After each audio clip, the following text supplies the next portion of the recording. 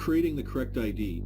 If you have already watched, hopefully, the 3 foundational knowledge videos, you will see in the first one, when it is addressing the birth certificate, you will see that record that we need to acquire from the hospital. Now, it will vary in different countries how you can get it or if you can get it, but the bottom line is that there is a record that does exist when you were first born that your mother and father filled out in the hospital. So that is the object of this process that you have to work through. So in Canada here, this is a snapshot from the web page, which they have updated now several times because this first got exposed in 2015 by myself.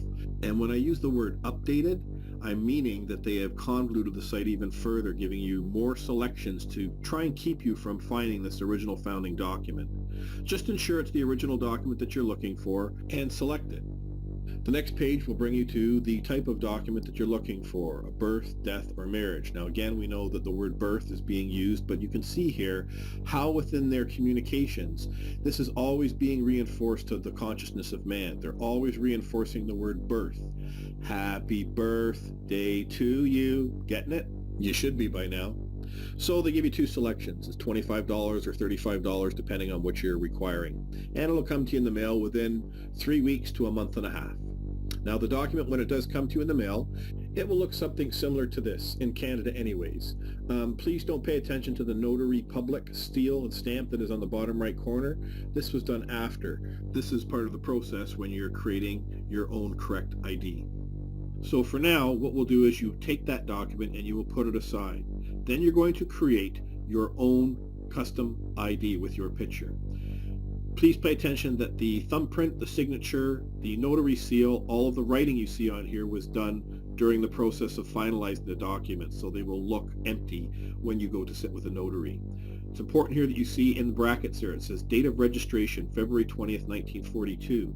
Whenever you see something in brackets, it doesn't exist on a page in case you're not aware of that.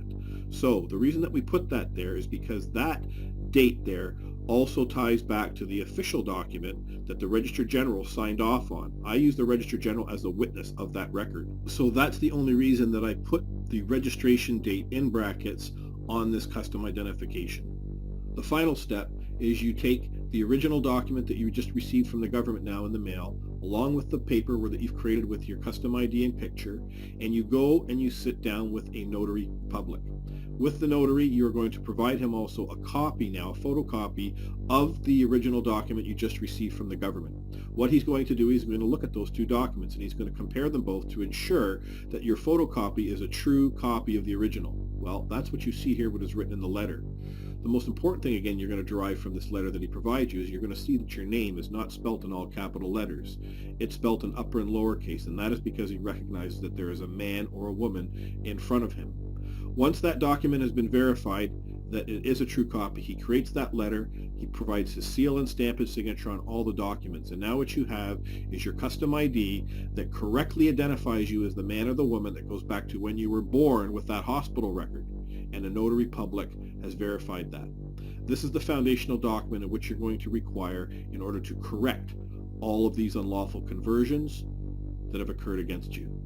Now every man and woman can understand simply that no man or woman can go and create documentation with our given name, which is our property, and bind us to that documentation lawfully or illegally. People should know words on a piece of paper don't control a man or woman. It means nothing in law if a man or woman didn't create it, they were not given full disclosure with consent or being part of its creation, on top of not understanding the characters and styling that's used on that document.